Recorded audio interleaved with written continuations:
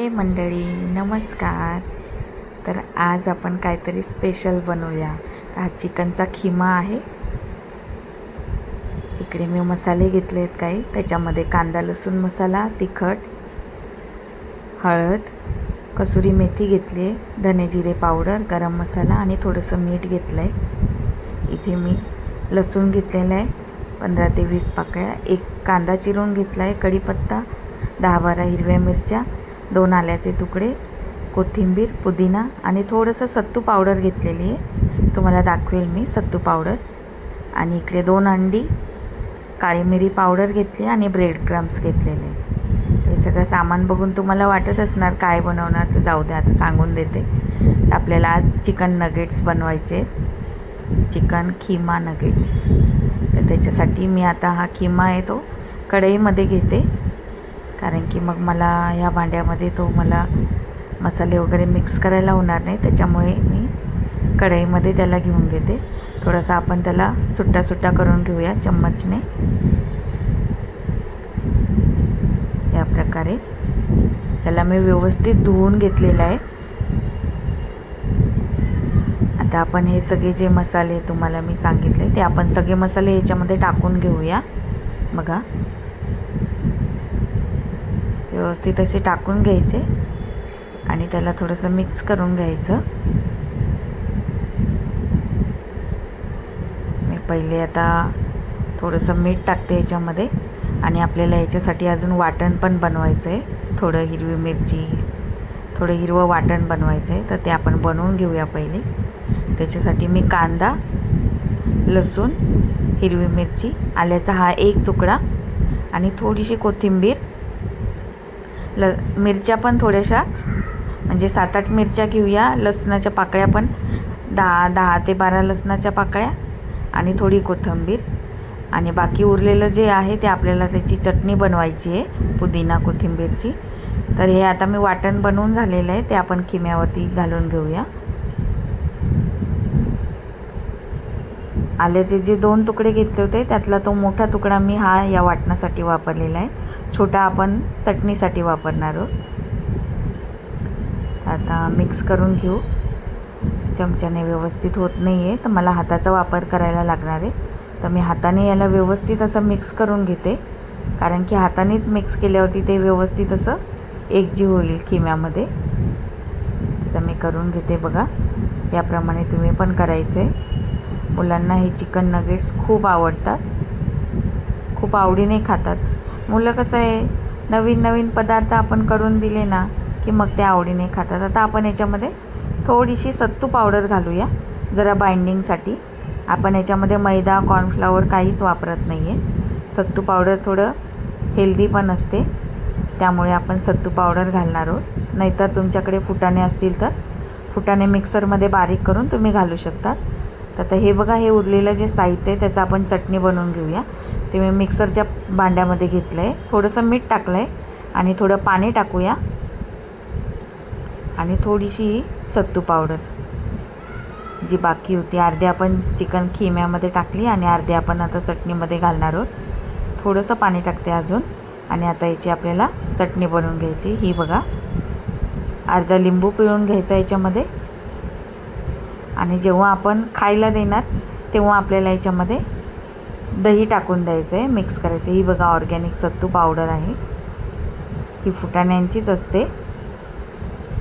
तर मी चटणी आता भांड्यामध्ये फेडून घेते.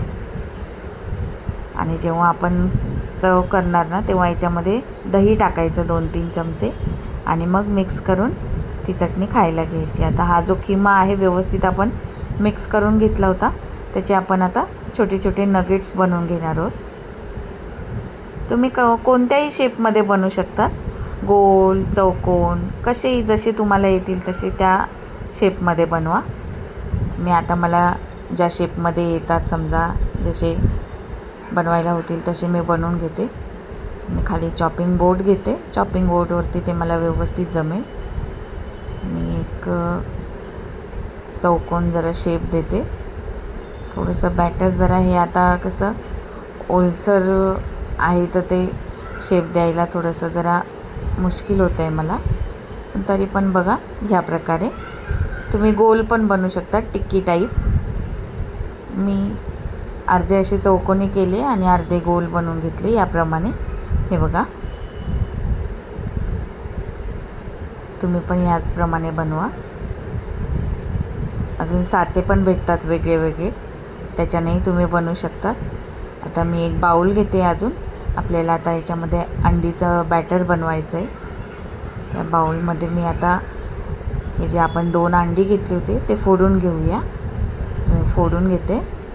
ह्याचं आपल्याला बॅटर बनवायचं आहे, ज्याच्यामध्ये आपल्याला नगेट्स आहेत ते कोट करून घ्यायचे. पहिले आपण हे बॅटर बनवून घेऊ. 2 अंडी घेतले मी. त्याच्यामध्ये आपल्याला अर्धा चमचा काळी मिरी पावडर टाकायची, जी माझ्याकडे पावडर बनवलेली आहे.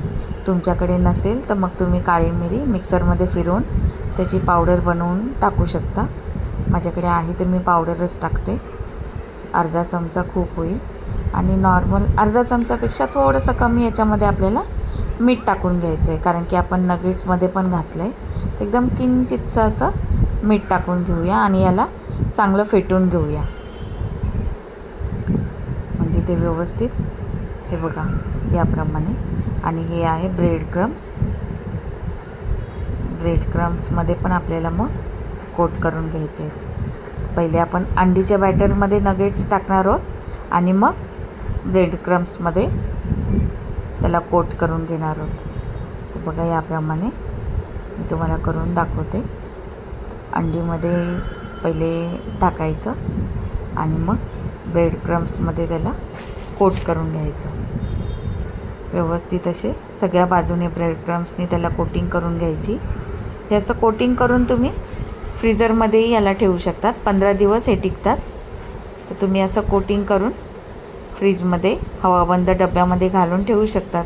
म्हणजे मुलांना जेव्हा वाटेल तेव्हा तुम्ही डीप फ्राय याला करून देऊ शकतात.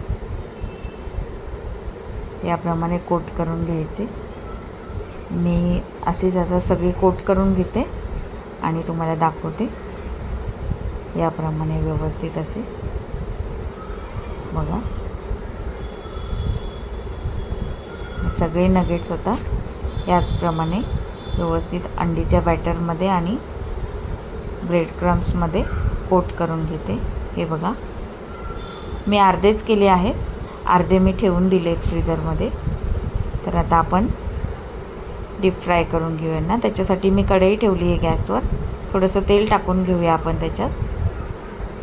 आपल्याला डीप फ्राय करायचे, त्या हिशोबानेच तुम्ही तेल टाका. जास्तही तेल घ्यायची गरज नाही. जेवढे आपल्याला लागणार आहे तेवढंच तेल घ्या याप्रमाणे. तर तेल गरम झालेलं आहे. तर नगेट्स आपण सोडून घेऊया तेलामध्ये. हळूवारपणे सोडायचे, म्हणजे तेल उडणार नाही हातावरती.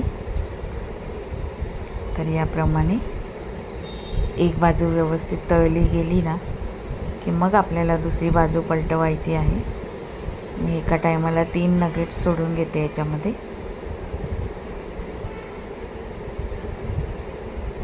याप्रमाणे आता आपण व्यवस्थित यांना डीप फ्राय करून घेऊया. सुरुवातीला थोडासा मी तेल तापेपर्यंत गॅस मोठा केलेला होता. नंतर आपण मीडियम गॅसवरच यांना डीप फ्राय करून घ्यायचे, म्हणजे चिकन आतपर्यंत व्यवस्थित असं शिजल, कच्चं राहणार नाही. हे बघा झालेले आहेत. मी काढून घेते आणि दुसरे नगेट्स टाकून घेते तेलामध्ये.